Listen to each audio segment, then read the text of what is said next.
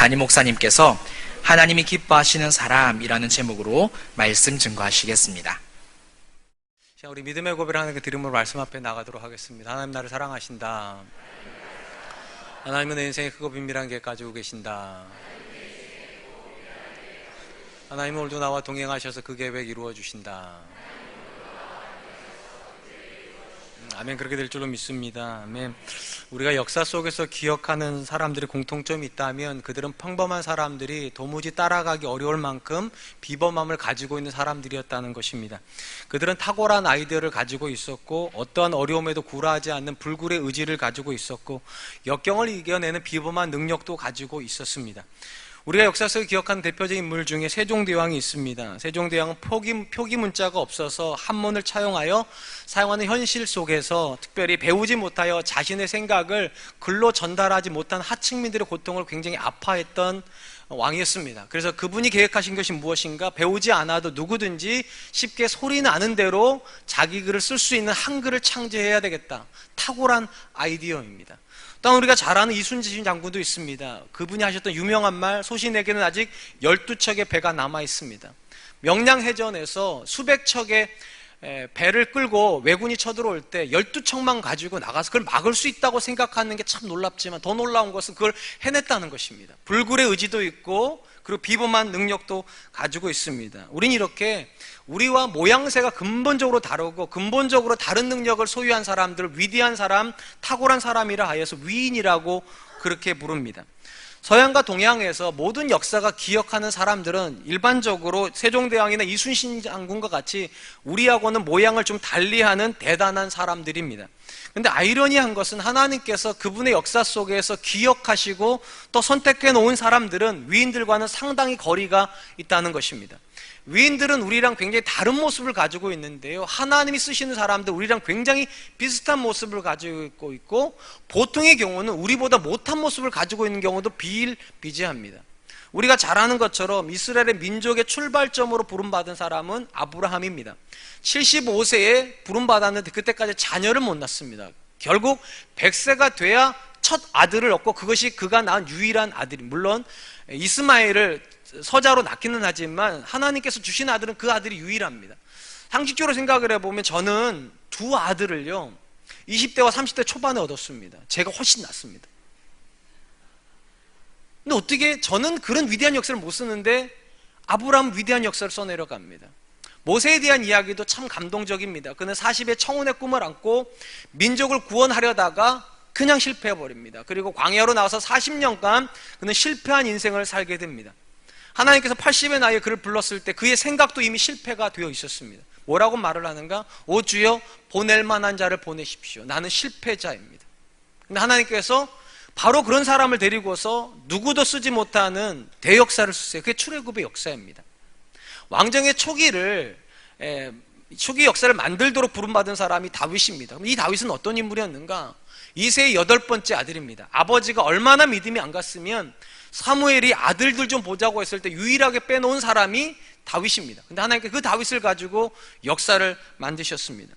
그렇다면 여러분, 왜 세상의 역사는 탁월한 사람들에게 주목을 하는데 하나님은 평범해 보이고 어딘지 모르게 우리보다 부족해 보이는 사람들에게 자꾸 주목을 하실까? 오해하지 말아야 될 것은 하나님은 탁월함을 싫어하시는 분은 아니라는 겁니다. 이 중에 계신 분들 중에 또 속으로 이러는 분이 계세요. 나는 그래서 쓰임 못 받았구나. 너무 탁월해서. 그렇지 않죠. 왜냐하면 구약에도 예스라 같은 사람은 굉장히 탁월한 사람입니다. 그는 말씀에 능한 사람이고 그리고 제사에도 능한 사람이에요. 굉장히 유능한 사람이고 신약에도 바울 같은 사람은 성경을 13권을 쓸 정도로 굉장히 유능한 사람입니다. 그러니까 유능하기 때문에 하나님께서 안 쓰시는 건 아닙니다. 제가 강조하는 것은 유능하기 때문에 하나님께서 여러분을 보시는 건 아니라는 겁니다. 세상의 역사는 유능해야지만 쳐다봅니다. 탁월해야지만 기대감을 갖습니다. 그런데 하나님은 유능하지 않아도 탁월하지 않아도 주목하신다는 겁니다. 왜 이런 차이를 가지는가? 역사의 주체에 대한 인식 때문입니다. 세상의 역사는 역사의 주체를 사람이라고 생각합니다. 사람이 만들어가는 역사니까 아무래도 큰 사람이면 큰 역사를 만들 거라고 생각을 합니다. 그래서 세상의 역사에서 가장 중요하게 생각하는 것은 사람을 키우는 겁니다. 교육이요. 백년지 대계라고 그러잖아요. 한 사람만 잘 키워놓으면 100년을 보장받을 수 있는 게 사람들이 생각하는 세상의 역사입니다. 근데 상대적으로 하나님의 역사는 주체가 하나님이십니다. 사람이 만들어가지 않죠. 우리가 성경에서 만나는 하나님은 어떤 분이신가? 연약한 자에게 힘을 주실 수 있고요, 무지한 자에게 지혜를 주실 수 있으며, 의지가 꺾여 있는 자에게 의지를 주셔서 일어나게 하시는 분이세요. 그래서 역사를 쓰게 만들죠. 그러하기 때문에 하나님이 일하실 수 있기 때문에, 하나님 안에 탁월함이 있기 때문에, 하나님 안에 지혜가 있기 때문에 비범해야 될 필요는 없습니다. 반드시 탁월해야 될 필요도 없습니다. 심지어 약하다고 포기할 필요도 없고 부족하다고 쓰러질 필요도 없습니다. 오늘 우리가 살펴보게 될 본문의 인물도 굉장히 놀라운 인물입니다. 복음과 함께 기억되는 여자. 복음이 전해지는 모든 곳에 이 여자도 함께 기억돼야 된다고 하니까 우리는 굉장한 사람이 나올 거라고 생각을 합니다. 비범함이 있고 탁월함이 있고 엄청난 일이 있을 거라 생각을 하지만 사실은 그 어디에도 비범함 없습니다. 탁월함도 없습니다. 심지어 이름도 나오지를 않습니다. 근데 예수님께서 그 여인을 주목하시고 복음과 함께 기억되어야 된다고 말씀하십니다. 도대체 예수님께서 무엇을 보신 걸까? 도대체 무엇이 예수님으로 하여금 이 여인을 이렇게 위대한 사람이라고 평가하게 하셨을까? 오늘 거기에 좀 주목해서 이 말씀을 좀 살펴보려고 합니다. 오늘 본문은 시간적 배경을 알려주는 말씀으로부터 시작을 합니다. 1절로 2절. 이틀이 지나면 유월절과 무교절이라 대제사장들과 서기관들이 예수를 흉교로 잡아 죽일 방도를 구하며 이르되 밀란이 날까 하노니 명절에는 하지 말자 하더라. 여기 보니까 이틀 뒤가 유월절이라고 하는 걸 보니까 지금 이 시점은 수요일 어간인 것 같습니다. 예수님 돌아가시기 수요일 어간에 종교 지도자들이 모여서 하나의 결정을 내렸다는 겁니다. 예수님을 죽이자. 여기까지 만장일치가 되었습니다. 다만 명절에는 하지 말자. 왜 명절에 하지 말자고 그랬는가? 당시 예수님의 인기가 굉장히 많아지고 있었기 때문에 명절에 사람들이 많이 몰려드는 때 혹시라도 이 예수님을 잡았다가는 예수님의 추종자들이 밀란을 일으킬 것이 두려워서 명절이 지나고 사회가 차분해지면 조용히 예수님을 제거하자라고 그렇게 결정을 했다는 겁니다. 근데 특이한 것은 예수님을 죽이기로 결정한 이 사람들에 의해서 예수님은 죽임을 당한 게 맞습니다. 그런데 그들이 하지 말자고 했던 명절에 예수님이 죽습니다. 분명히 종교 지도자들은 명절에는 하지 말자고 그랬어요. 그런데 이틀 뒤에 죽여요. 왜 이런 일이 벌어진 걸까요? 답은 간단합니다. 하나님이 예수님을 유월절 기간에 죽이기로 작정하셨기 때문입니다. 하나님께서 예수님을 세상에 보내실 때 이미 예수님 안에는 죽음이 내정되어 있었습니다. 먼저 하나님께서 마태복음에 이렇게 말씀하시죠. 마태복음 1장 21절에 아들을 낳으리니 이름을 예수라 하라. 이는 그가 자기 백성을 그들의 죄에서 구원할 자임이라 하시니라. 하나님께서 아들을 보내시면서 뭐라고 말씀하셨는가? 자기 백성을 적들에게서 구원해낼 자, 또는 로마의 세력으로부터 구원해낼 자, 군사적인 메시아로 말한 것이 아니라 죄로부터 구원할 분이시다. 그런 이름으로 예수란 이름을 주셨다는 겁니다. 그러면 궁금한 건 이겁니다. 어떻게 죄로부터 구원해낼 것인가? 이제 이게 중요한 문제인데 하나님께서 세례 요한의 입술을 통하여서 이렇게 암시해 주셨습니다. 요한복음 1장 29절. 이튿날 요한이 예수께서 자기에게 나아오심을 보고 이르되 보라 세상 죄를 지고 가는 하나님의 어린 양이로다. 죄의 문제를 어떻게 해결할 것인가? 하나님의 어린 양이 돼서 죄를 어깨에다 쥐고 가실 거라는 겁니다. 그러니까 죄의 문제를 해결하는 어린 양의 개념이 어디서 나왔는가? 구약에서 나왔어요. 가장 전형적으로 어디서 나왔는가? 출애굽의 역사에서 나왔습니다. 여러분, 출애굽의 마지막 10번째 재앙이 무엇이었는지 기억하실 겁니다. 장자가 다 죽는 재앙입니다.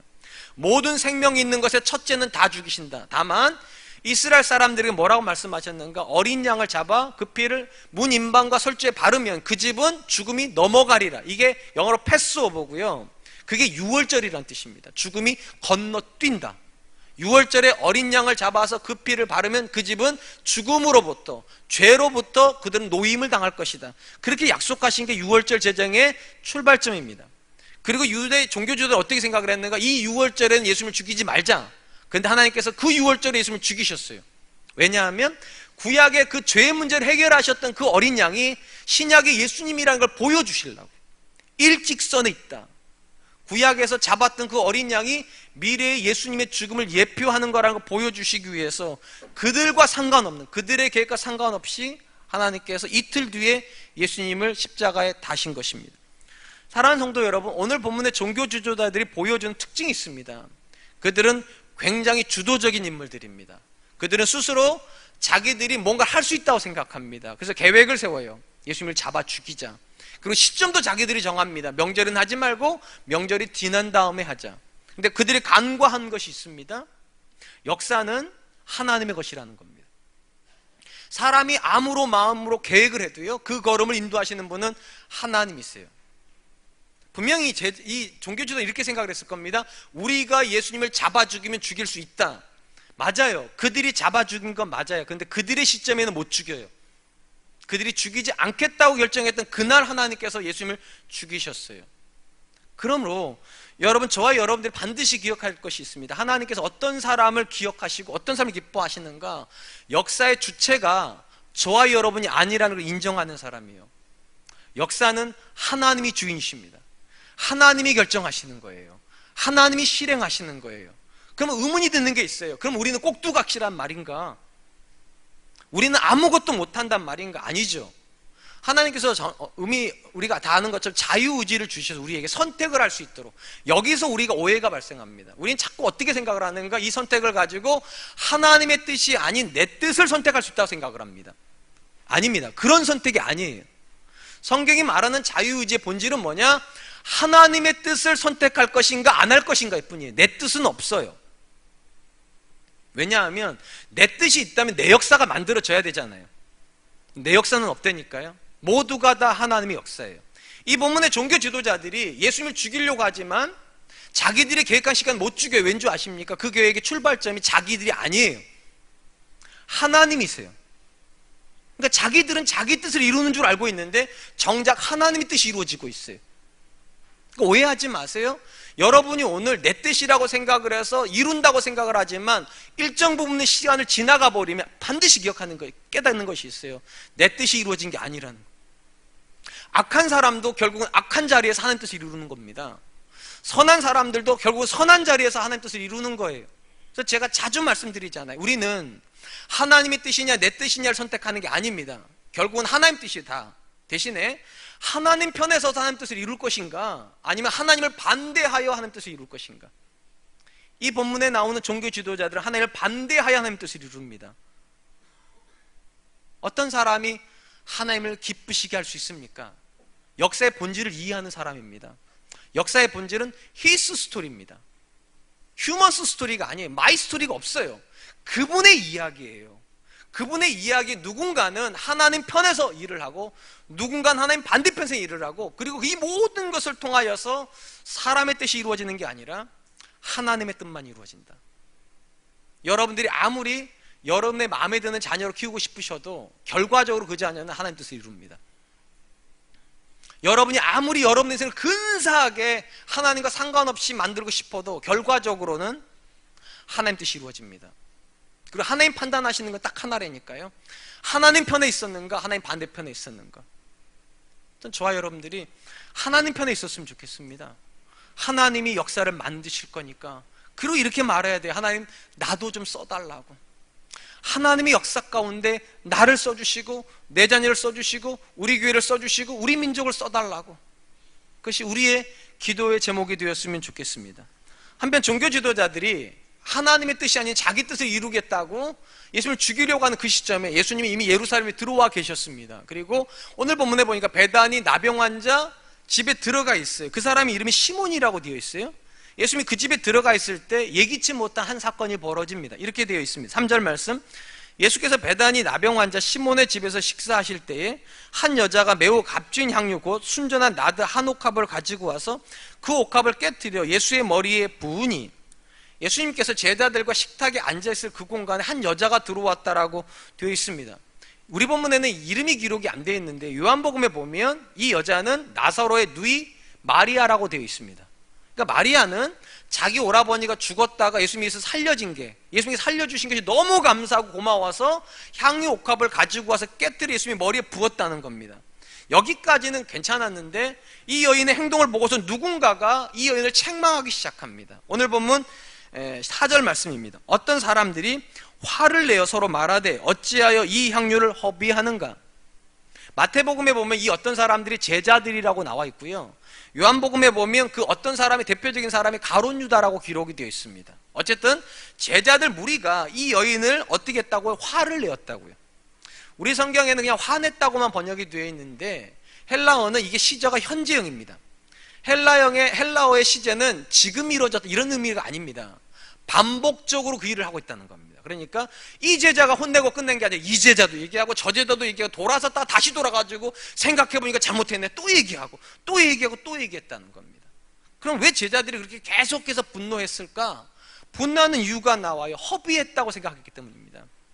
이 여인이 무언가를 허비했다. 여러분, 협의했다는 단어가 어떤 의미인지 쉽게 말씀드리면, 여러분, 귀한 것을요, 쓸데없는 일에 쓸 때 허비했다고 그럽니다. 여러분, 비단을 가지고요, 걸레를 만들면 잘한 거죠. 그건 허비한 거예요. 비단은 옷을 만들어야 되는데 그걸 가지고 걸레를 만들면 우리는 쓸데없는 짓 했다고, 허비했다고 이런단 말이죠. 이 본문의 의미가 그런 거예요. 귀하게 쓸 수 있는 건데, 잘 쓸 수 있는 건데 쓸데없는 일에 썼다고. 예수님에게 부어드려버리고 끝났으니까. 그럼 제자들이 생각할 때 어떻게 하는 게 잘 쓰는 것인가? 거기 5절 말씀이 이렇게 되어 있습니다. 이 향유를 300데나리온 이상에 팔아 가난한 자들에게 줄 수 있었겠도다 하며 이 여자를 책망하는지라. 제자들이 바로 계산을 했어요. 이 정도의 냄새가 나는 걸 보니까 굉장히 고급 향유이고 이 정도면 300데나리온은 좋게 받겠다. 여러분, 한 데나리온이 얼마인지 여러분 아세요? 노동자의 하루 품삯입니다. 하루 일하면 한 데나리온을 가져가는 겁니다. 그럼 300데나리온이면 300일을 일하는 겁니다. 여러분, 유대인들은 안식일엔 일을 안 합니다. 그럼 1년에 안식일이 몇 번일까요? 이 쉬운 질문을 해도 답을 안 하시더라고요. 틀릴까봐. 52주잖아요. 52번의 안식일이 있어요. 그럼 52일은 못하는 거예요. 또 유대인들은 유월절하고요, 그 다음에 초막절이라고 해가 이 절기는 거의 일주일씩 쉽니다. 그리고 또 절기를 지키고 그러다 보니까 아무리 생각을 해도 1년이면 60에서 80일 가까이 일을 거의 못하는 거예요. 그러면 아무리 최장으로 일을 해도 290일 정도밖에 일할 수 있는 기간이 안 나옵니다. 그러니까 300데나리온이면 1년 이상을 일해야 되는 거예요. 엄청난 양이죠. 그러니까 제자들이 생각을 들은 거예요. 한 사람한테 한 데나리온씩만 줘도 그 사람이 산다는, 하루를 사는데 그거를 예수님께 한 번에 부어버렸으니 얼마나 쓸데없냐는 거예요. 굉장히 합리적이에요. 굉장히 이성적이고 굉장히 논리적이에요. 근데 말이죠, 예수님은 그렇게 생각하지 않았다는 데 문제가 있어요. 제자들은 쓸데없다, 이건 잘못된 행위다, 어떻게 이렇게 어리석은 결정을 했냐, 이렇게 말을 하고 있는데 예수님은 그런 제자들을 향하여서 오히려 그 제자들이 이상하다고 평가를 하십니다. 6절 말씀입니다. 예수께서 이르시되 가만두라, 너희가 어찌하여 그를 괴롭게 하느냐, 그가 내게 좋은 일을 하였느니라. 제자들은 쓸데없는 일이라고 평가를 했는데 예수님 그걸 좋은 일이라고, 가치 있는 일이라고 그렇게 평가를 하셨다는 거죠. 왜 가치 있는 일인가? 8절 말씀, 그는 힘을 다하여 내 몸에 향유를 부어 내 장례를 미리 준비하였느니라. 이 여자가 한 행동이 예수님의 장례를 미리 준비하는 거래요. 여러분, 우리가 이 부분을 이해하려면 예수님이 언제 돌아가셨는지를 이해를 해야 됩니다. 예수님은 금요일 날 돌아가셨습니다. 유대인들에게 안식일은 언제 시작이냐? 금요일 저녁부터 시작입니다. 금요일 날 해가 떨어지는 시점부터 토요일 날 해가 떨어질 때까지. 그러니까 우리는 통상적으로 아침에 해가 뜰 때부터 다음 날 해가 뜰 때까지를 하루로 잡죠. 모르셨으면 오늘 배우세요. 우리는 그렇게 해요. 아침에 해가 뜨면 하루가 밝았다 이러고 해가 지고 다음 날 하루가 지면 하루가 끝난 거예요. 근데 유대인들은 그렇게 생각을 안 하죠. 해가 지고 그 다음 날 다시 해가 질 때까지가 하루예요. 금요일 날 저녁 때가 그래서 안식일의 시작입니다. 예수님은 금요일 날 오후 3시에 돌아가셨고요. 오후 3시쯤 되면 이제 해가 뉘엿뉘엿 질라고 하겠죠. 예수님이 돌아가시고 나서 바로 조금 한 3시간 정도 지나면 안식일이기 때문에 누구도 못 움직여요. 그럼 어떻게 해야 됩니까? 빨리 시즌을 처리해야 되죠. 더 큰 문제가 뭐냐?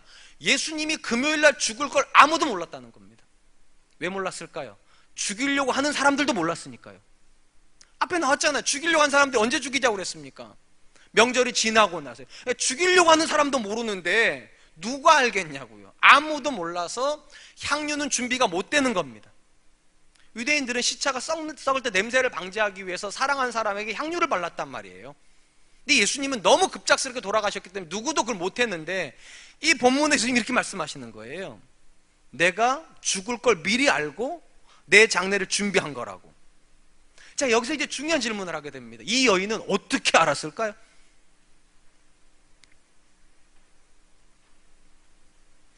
여러분, 제가 앞에 말씀드렸잖아요. 예수님이 금요일에 죽는 건 죽이는 놈들도 몰랐다니까요. 그럼 이 여인은 어떻게 알았을까? 이틀 뒤에 예수님 죽는다는 거를. 정확히 말씀드릴까요? 몰랐습니다. 왜냐하면 이거는 하나님밖에 모르는 거예요. 하나님이 작정하신 거고 예수님만 아시는 거예요. 예수님이 십자가에 달려가셔야 되니까. 그리고 성령님만 아시는 거예요. 그 누구도 몰라. 성경 안에서 예수님이 죽으셔야 된다고 아는 제자는 아무도 없었고요. 또 심지어 죽었다 부활한다는 거 아는 제자도 아무도 없었습니다. 안 믿었어요. 근데 놀랍게도 이 여인이 이 자리에서 지금 아무도 모르는 일을 준비했다고 예수님께서 그렇게 판단하신 거죠. 분명한 것은 이 여인은 믿음이 있어서 그렇게 한 거 아닙니다. 뭘 알아서 한 것도 아닙니다. 그럼 어떻게 했을까? 답은 간단해요. 사랑하니까요. 사랑하니까요. 그럼 어떻게 사랑했다는 거 아는가? 여러분, 간단해요. 여러분이 누군가에게 쓸데없이 뭔가를 줄 때가 언제입니까? 사랑할 때잖아요. 남자들이 가장 쓸데없다고 생각하는 게 뭡니까? 꽃이요. 꽃은 꺾는 거지 사는 게 아니잖아요. 근데 왜 사요, 꽃을? 쓸데없는 거를 여자가 좋아하니까요. 저도 그 꽃을 샀다니까. 20송이나 20주년 됐다고 뭘 기대하는 것 같아가지고 몰래 나가서 제가 꽃을 사왔다니까. 20송이나요? 그 쓸데없는 것을 왜 할까요? 사랑하니까요. 최근에 우리 집을 정리를 하는데 장난감이 너무 많이 나와요. 어릴 때 가지고 놀았던 장난감들. 그 쓸데없는 것들이요. 그거 살라고 돈 엄청 썼습니다. 왜 그 쓸데없는 걸 샀을까요? 제가 필요하지도 않는데 내가 사랑하는 아이 거니까요. 부모의 눈에는 하나도 쓸데없지만 그 아이에게 그게 소중하면 부모는 쓸데없는 그걸 합니다. 그러니까 우리가 뭔가 쓸데없는 행동을 할 때는 물어보면 돼요. 내가 누굴 사랑해서 이걸 하나? 이 본문의 제자들 눈에 이 여자는 쓸데없는 짓을 한 거예요. 아니 300데나리온 1년치 연봉을 어떻게 갖다 그렇게 부을 수 있나? 답은 간단하니까.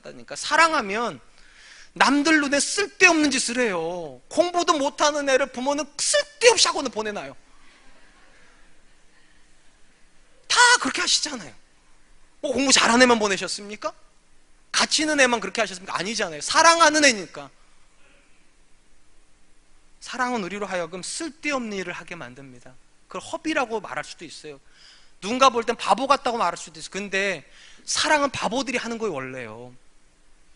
성경 안에서 여러 구절들이 참 어려운 구절들이 있는데 개인적으로 저한테 굉장히 어려웠던 구절 중에 하나가 고린도전서 13장에 나오는 구절입니다. 사랑장에 보면 마지막 부분에 이런 말씀이 나와요. 고린도전서 13장 13절 그런즉 믿음, 소망, 사랑 이 세 가지는 항상 있을 것인데 그 중에 제일은 사랑이라. 여러분, 바울이 뭐라고 말했는가? 믿음, 소망, 사랑은 항상 있다. 가장 중요한 가치라는 겁니다. 이건 다 동의가 돼요. 근데 동의가 안 되는 게 이거예요. 그 중에 제일은 사랑이라. 여러분, 이게 이해가 되세요? 저는 솔직히 이해가 안 됐습니다. 왜냐하면 창세기부터 요한계시록까지 성경에서 가장 강조하고 있는 단어는 사실 믿음이에요. 오직 의인은 믿음으로 말미암아 살리라 되어 있지 사랑으로 되어 있지 않아요. 신약에서도 주 예수를 믿으라 그리하면 너와 내 구원을 거기 사랑이 되어 있지 않아요. 그러니까 모든 것이 믿음이랑 연결이 되는데 왜 믿음, 소망, 사랑 중에 믿음이 최고 안 했을까요? 그걸 어떻게 해석을 하실래요? 물론 성경을 연구를 하다 보면 이런 사실에 도달하게 되죠. 모든 말씀과 모든 율법과 모든 사랑의 결론은 사랑이거든요.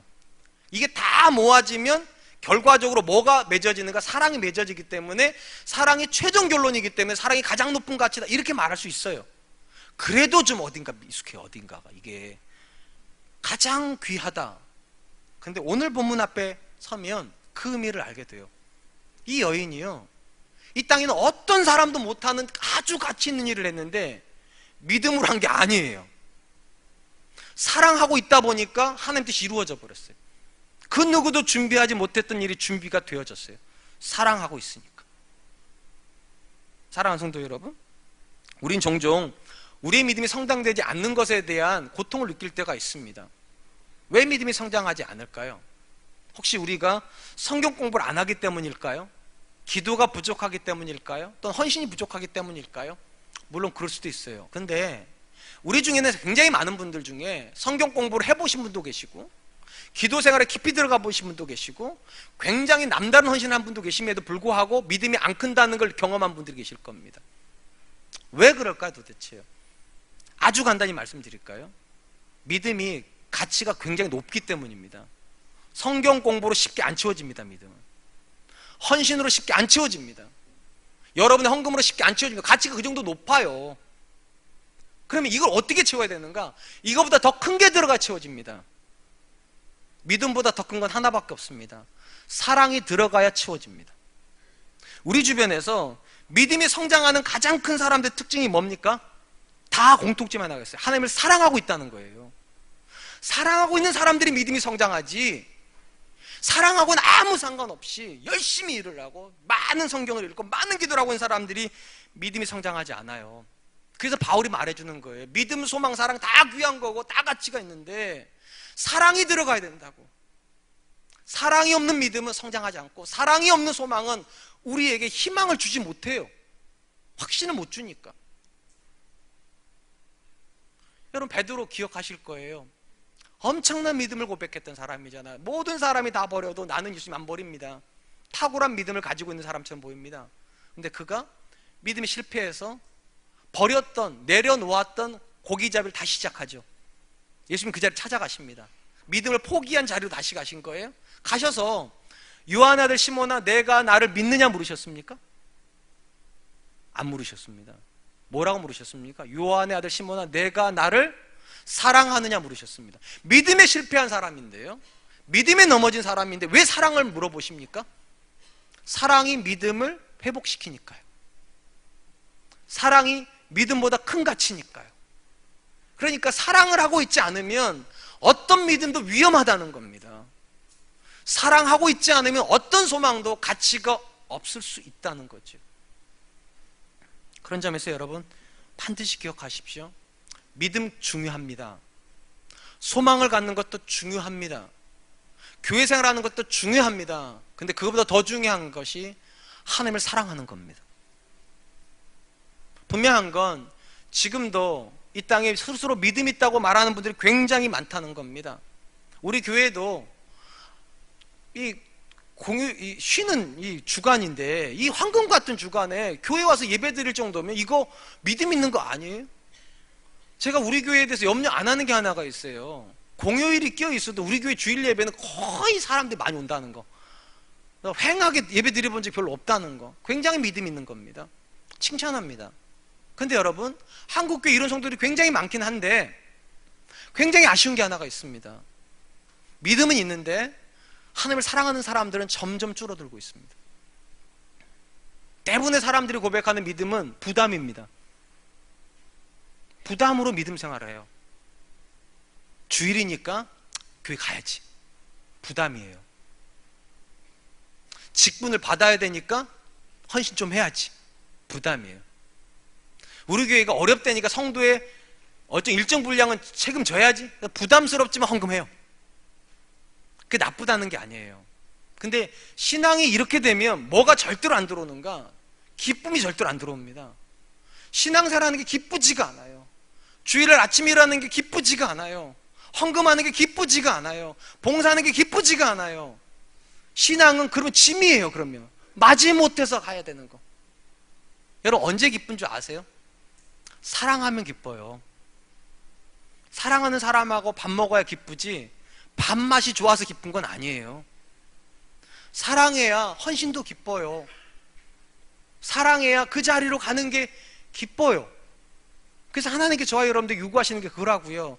요한의 아들 시몬아 내가 나를 믿느냐가 아니에요. 사랑하느냐. 사랑해야 믿음도 들어갈 거고 사랑해야 헌신도 될 거고 사랑해야 무언가를 하려고 할 거니까. 이 본문에서 예수님을 죽이려고 했던 종교 지도자들 믿음 없는 사람들입니까? 잘 생각해 보세요. 이들은 일주일에 이틀씩 금식하는 사람들입니다. 성경을 창세기부터 신명기까지는 다 외우는 사람들입니다. 일주일에 거의 대부분의 시간을 성전에서 보내는 사람들입니다. 믿음 없는 사람들입니까? 아니죠. 믿음 있어 보이는 사람들입니다. 우리보다 훨씬 많은 시간을 하나님께 드리는 사람들이에요. 근데 왜 이들이 예수님을 죽입니까? 그들은 믿음은 있는 듯이 보이지만 사랑하지 않습니다. 그들의 모든 관심은 그들이 가진 믿음 가지고 더 성공하는 겁니다. 그들이 가지고 있는 믿음 가지고 더 행복해지는 겁니다. 그들이 가지고 있는 믿음 가지고 더 부자 되는 거예요. 거기 어디도 하나님을 더 사랑하기 위해서 성전에 머물러 있는 사람은 없습니다. 그러니까 사랑이 빠지면 위험한 거예요. 여러분, 믿음이 타락해서 사람이 실족한다 생각하지 마세요. 사실은 사랑하지 않기 때문에 믿음이 있어도 넘어지는 거예요. 사랑하고 있는 동안은 안전해. 왜냐하면 사랑은 자기의 유익을 굳지 않거든요. 무엇을 하여야 하나님을 기쁘시게 할 수 있을까?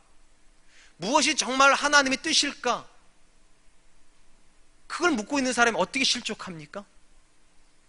그래서 이 본문에 나오는 여자가 위대한 거예요. 이름도 없는데, 대단함도 없고 비범함도 없는데, 이 여자가 엄청난 믿음을 가지고 있는 것 같지도 않은데, 이 여자는 사랑하고 있어요. 사랑하면서 그 누구도 몰랐던 예수님의 죽으심을 준비하고 있어요. 사랑하는 성도 여러분, 하나님 찾으신 첫 번째 사람은 하나님께 관심 있는 사람이라고 제가 말씀드렸어요. 하나님이 역사를 만드시는 분이시다. 두 번째, 하나님 찾으시는 사람은 하나님을 사랑하는 사람입니다. 그 사람이 믿음 있는 사람보다 큰 사람입니다. 왜냐하면 사랑을 하고 있는 동안에는 믿음이 성장할 거거든요. 성경에서 하루아침에 큰 믿음 가진 사람은 없습니다. 아주 작은 믿음으로부터 시작을 해서 사랑하면서 믿음이 커지죠. 그리고 그 커진 믿음이 결국은 믿음의 역사를 만들어내죠. 저 이 자리에 계신 분들이 대단한 분이 될 거라고 생각도 안 하고요. 또 그렇게 할 필요도 없다 생각합니다. 그런데 사랑에서만큼은 하나님께서 베드로에게 물었던 그 질문 앞에, 요한의 아들 시몬아, 내가 이 사람들보다 더 나를 사랑하느냐? 중요한 말, 이 사람들보다예요. 더 사랑하려고 하느냐 물어보시는 거예요. 그리고 베드로는 이렇게 말합니다. 내가 주를 사랑하는 줄 주께서 아시나이다. 우리도 그 대답할 수 있어야 돼요. 하나님, 제가 더 사랑하고 싶습니다. 그 사람들보다, 그리고 어제보다, 오늘보다, 내일 전 더 주님 사랑하고 싶습니다. 그러는 동안에 저와 여러분의 믿음은 안전할 겁니다. 마지막 지점으로 갑니다. 예수님께서 제자들이 꾸짖고 있을 때 꾸짖지 마라 그러시는 걸 멈춘 게 아니에요. 이 여자가 하는 행동이 얼마나 가치 있는가를 이렇게 말씀하십니다. 9절 말씀, 내가 진실로 너희에게 이르노니 온 천하에 어디서든지 복음이 전파되는 곳에는 이 여자가 행한 일도 말하여 그를 기억하리라 하시니라. 놀라운 겁니다. 복음이 전해지는 모든 곳에서는 복음만 전하지 말고 이 여자가 행한 일도 함께 가르치라고. 우리가 잘 아는 것처럼 신약의 역사는요, 복음의 확장의 역사입니다. 그러니까 복음이 들어가는 것만 기록을 했습니다. 복음이 안 들어간 나라는 기록을 안 하죠, 기록상. 그러니까 모든 복음이 들어가는 것이 하나님의 초점인데, 하나님의 관심이 가는 모든 지역에서 이 여자도 같이 기억이 돼야 된다. 도대체 이 여자를 왜 같이 기억하라고 그러는 걸까요? 또 이 여자가 하는 일이 도대체 어떤 의미를 가지길래 이렇게 귀하게 판단을 하시는 걸까요? 물론 문자적으로 보면 이 여자가 예수님의 죽음을 예비했다, 굉장히 의미가 있기 때문일 수도 있어요. 근데 그거보다는 지금 부여하시는 가치가 더 커요. 모든 장소, 모든 시간, 모든 때거든요. 사실은요, 어디에서든지 복음이 증거될 땐 이 여자도 함께 기억이 돼야 된다. 왜 그럴까? 복음의 본질은 뭔지를 이해하면 금방 이해할 수 있습니다. 여러분, 복음의 본질이 뭘까? 제가 반말하는 줄 알고 놀라셨죠? 제가 여기다가는 뭘까라고 썼거든요, 제가요. 하다 보니까 좀 이상하네요. 그래서 제가 요를 붙인 겁니다. 복음의 본질이 뭘까요? 답을 준 게 있어요. 요한복음 3장 16절에 보면 이렇게 되죠. 하나님이 세상을 이처럼 사랑하. 이게 복음의 출발입니다. 그러니까 하나님의 사랑이 복음의 출발점이에요. 그리고 예수님이 왜 죽으셨는가? 하나님을 사랑하셔서 하나님이 사랑하신 세상을 사랑하시는 거 똑같이요. 그래서 사랑하시기 때문에 십자가 죽으신 거, 이게 복음입니다. 그러니까 복음의 출발에는 사랑이 들어가 있습니다. 그리고 그 사랑이 어떤 결과를 만들어냈는가? 하나님은 세상을 사랑해서 아들을 내어주는 결과를 만들었고요, 아들은 세상을 사랑해서 자기의 하나밖에 없는 목숨을 내어주는 희생을 감내했습니다. 이게 복음이에요. 사랑과 희생이요, 그게 복음이에요. 이 본문에 나오는 여자가 그 두 가지를 다 가지고 있어요. 그 누구보다 예수님을 사랑해요. 어떻게 할 수 있는가? 그 누구도 못 내놓는 걸 내놔요. 300데나론이나 되는 향유를 내놔요. 어디까지 복음을 믿느냐는 간단히 말할 수 있습니다. 어디까지 희생할 수 있느냐입니다. 이 여인은 그 누구도 할 수 없을 지점까지 헌신한다는 거예요. 이 이야기, 다음 이야기가 뭔지 아세요? 이 여자 이야기 끝나고 나서 가룟 유다에 대한 이야기입니다. 왜 가룟 유다의 얘기가 나올까요? 바로 앞에 있는 여인은 무엇이 복음인가를 보여준다면 가룟 유다의 이야기는 무엇이 복음이 아닌가를 보여주는 겁니다. 제가 질문 한번 드릴게요. 가룟 유다는 믿음이 있는 사람이었을까, 없는 사람이었을까요? 믿음이 없다고 말하지 마세요. 속단하지 마세요. 왜냐하면 3년간 그는 집 없는 삶을 살았습니다. 수입이 없는 삶을 살았습니다. 안정하고는 아무 상관없는 삶을 살았습니다. 믿음이 없는데 그게 가능합니까? 그는 분명 믿음 있는 사람입니다. 근데 결국 그는 믿음이 실패합니다. 예수님을 팔아서 자기 주머니를 채워요. 굉장히 반대예요. 여자는 자기 주머니를 털어서 예수님께 부어드렸는데 이 가룟 유다는 예수님을 팔아서 자기 주머니를 채워요. 왜 이런 선택이 나왔냐는 거죠. 가룟 유다는 예수님 사랑하지 않습니다. 곁에 있기는 하지만 예수님 사랑하지 않습니다. 이 여인은 곁에 있는 게 허락이 되어 있지 않지만 예수님을 사랑합니다. 뭐가 복음입니까? 사랑이 복음이에요. 곁에 있는 게 복음이 아니고요, 믿는 척하는 게 복음이 아니고요, 헌신하는 척하는 게 믿음이 아니고 복음이 아니고요, 복음은 사랑하는 거예요. 왜냐, 하나님이 우리를 사랑하셨고 아들이 우리를 사랑하셔서 자기 몸을 내어주셨기 때문에 복음은 사랑일 수밖에 없어요. 그리고 내가 사랑하고 있는지 어떻게 아는가? 얼마나 희생하고 있는 걸 보면 안다는 거죠. 하나님은 아들을 희생하셨고 아들은 생명을 희생하셨고 이 본문에 나오는 여인은 자기의 가장 귀한 것을 희생하고 있으니까. 사랑하는 성도 여러분, 저와 여러분들이 이해하는 복음이 뭡니까? 대부분 우리가 이해하는 복음이 뭔지 아세요? 이거예요. 하나님이 나를 사랑하신다. 이게 복음의 전부인 분들이 계세요. 이건 복음의 시작입니다. 하나님이 저와 여러분을 사랑하시는 게 복음의 시작이고, 복음의 결론이 뭔지 아세요? 나도 하나님을 사랑하는 게 복음의 결론입니다. 거기까지가 복음이에요. 하나님이 나를 사랑한다까지만 멈춰버리면 기복신앙이 됩니다. 하나님 나 사랑하시니까 돈도 주세요. 하나님 나 사랑하니까 내 자녀도 잘 되게 해주세요. 하나님 사랑하시니까 내 일들 잘 되게 해주세요. 맨날 달라만 합니다. 그럼 신앙이 타락합니다. 신앙이 언제 성숙해집니까? 하나님 지금 주신 것도 너무 귀해요. 이제 제가 하나님 드릴게요. 하나님 이제 제가 좀 할게요. 제가 하나님께 마땅히 받은 것 좀 드리고 싶어요. 이 본문에 나오는 여인이 그런 여인이라니까요. 그 사랑에 감격할 줄 알고요, 그 사랑이 움직이게끔 하는 거잖아요. 그래서 가장 귀한 거를 하나님께 내어놓는 사람이에요. 하나님 찾으시는 세 번째 사람 누구입니까? 내어놓는 사람입니다. 사랑하여서 기꺼이 자기 거를 내어놓을 수 있는 사람이에요. 그래서 우리 안에 있는 그런 분들이 많아졌으면 좋겠고요, 우리 자녀들도 그런 자녀로 클 수 있었으면 좋겠습니다. 이제 말씀을 맺으려고 합니다. 하나님의 역사 속에서 우리가 발견하는 사람들은 비범한 사람들은 아닙니다. 많은 경우 우리랑 비슷하기도 하고 우리보다 못한 사람들도 굉장히 많습니다. 그런데 그들이 우리보다 탁월한 건 딱 하나가 있습니다. 그들은 우리보다 하나님을 사랑하는 사람들이었습니다.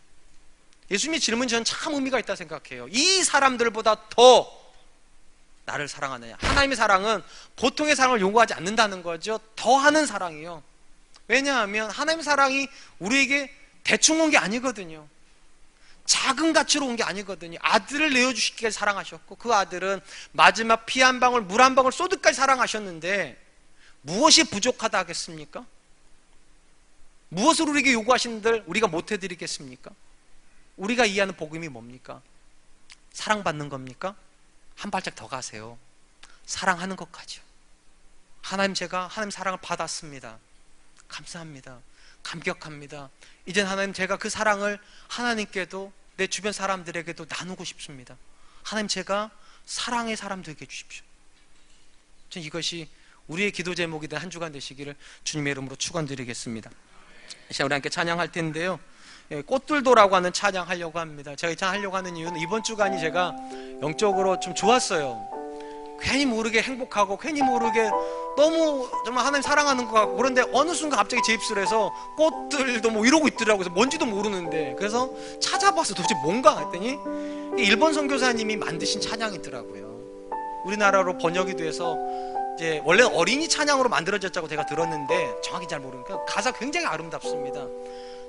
이 중간에 나온 후렴부가 너무 예뻐요. 꽃들도 구름도 바람도 넓은 바다도 찬양하라 찬양하라 예수를, 하늘을 울리는 노래해 나의 영혼아 은혜의 주 은혜의 주 은혜의 주.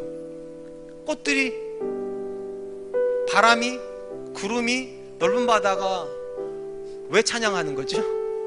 좋으니까요. 하나님이 너무 좋으니까요. 근데 꽃들보다 제가 더 사랑받았거든요. 구름보다 여러분들이 더 많은 사랑 받으셨거든요. 넓은 바다는 헤아릴 수 없을 은혜를 우리가 다 받았는데 왜 우리는 하나님 안 사랑하는 거죠? 왜 우리는 찬양 안 하는 거죠? 사랑하는 게 마땅합니다. 찬양하는 게 마땅합니다. 감사한 게 마땅합니다. 이번 주간에요, 집에 혼자 계시면 유튜브에 들어가셔서 꽃들도 지금 나옵니다. 틀어놓으시면서 계속 묵상하세요. 아, 하나님을 사랑하는 게 너무 당연한데, 하나님의 은혜를 노래하는 게 너무 당연한데, 하나님께 나한테 대단한 거 기대하시는 거 아닌데 나도 사랑해야지. 하나님께 찬양하겠습니다.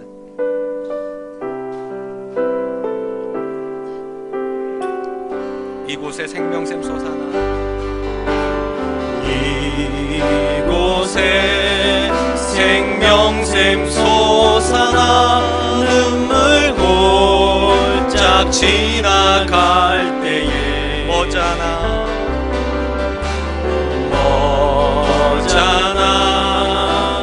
열매 맺히고 웃음소리 넘쳐나리라. 다시 한번 합니다. 이곳에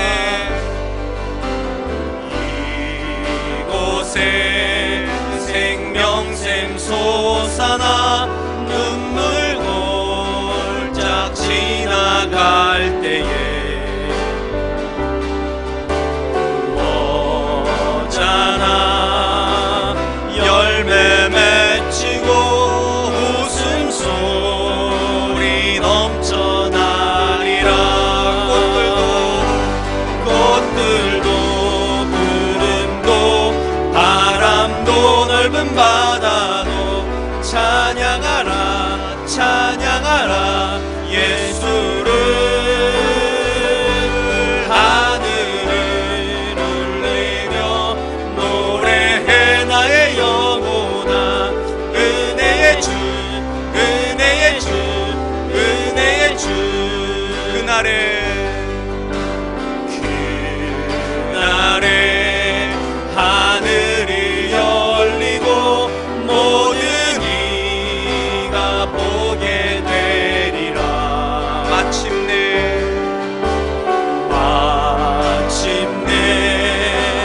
꽃들이 피고 영광의 주가 오시리라. 꽃들도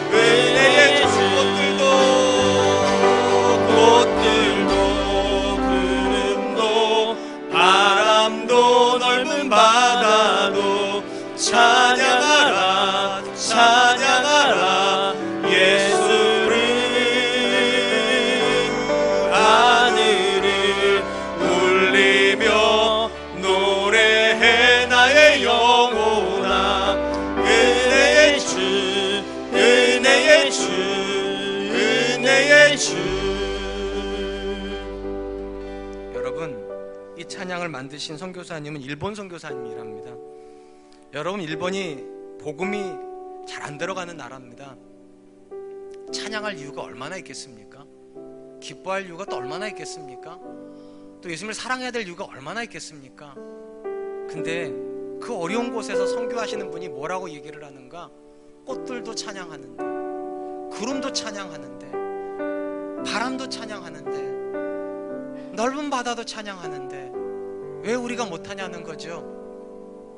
하늘을 갈라가면서, 창궁을 갈라가면서도 우리는 찬양해야 된답니다.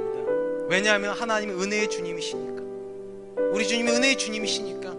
오늘도 은혜 주시길 기뻐하시니까. 명절이라 풍성하지 못하십니까? 가져갈 게 별로 없으십니까? 요즘 들어서 우울한 일이 많으십니까? 아니죠. 사실은 환경이 우리를 우울하게 만드는 게 아니라 우리가 사랑하고 있지 않으니까 우울한 겁니다. 하나님의 사랑이 우리를 붙잡고 안 계시니까.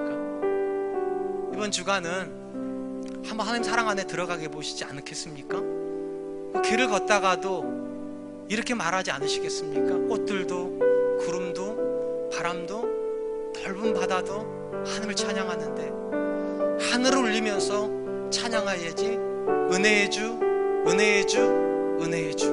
우리 같이 한 번만 기도하겠습니다. 하나님, 무언가를 안 주셨기 때문이 아니라 내가 하나님을 사랑하고 있지 않아서 내 믿음이 식어갑니다. 하나님, 저한테 믿음 주십시오. 그리고 믿음보다 더 큰 사랑을 부어주십시오. 오늘 만났던 여인처럼 아낌없이 하나님을 사랑하는 사람 되게 하여 주시고, 아낌없이 부어주는, 그래서 복음과 함께 기억이 되고 하나님께 기억이 되는 사람 되게 하여 주시고, 이 가을에 더 많이 하나님 묵상하는 그런 사람들 되게 해달라. 우리 같이 한 번만 기도하도록 하겠습니다. 기도하겠습니다. 하나님, 만드신 하나님 감사합니다.